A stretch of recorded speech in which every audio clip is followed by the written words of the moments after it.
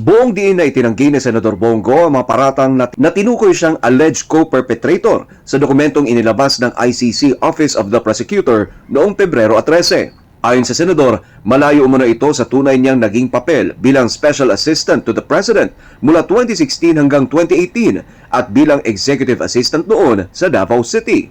Iginit ni Go na wala siyang kaalaman, partisipasyon o otoridad sa sinasabing mga operasyon at hindi rin umano siya naging pinuno ng Presidential Management Staff. Dagdag pa ng Senador, ang kanyang naging trabaho ay nakatuon lamang sa administrative support at pagtulong sa personal na schedule ni dating Pangulong Rodrigo Duterte.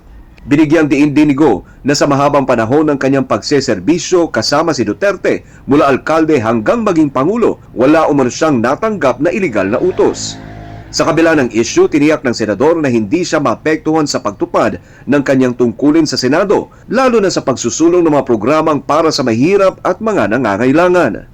Ayon kay Go, magpapatuloy ang kanyang serbisyo publiko ng may malasakit at panindigan dahil para sa kanya, ang paglilingkod sa tao ay paglilingkod sa Diyos. Samantala, wala pang inilabas na opisyal na pahayag ang ICC kaugnay sa naging depensa ng Senador.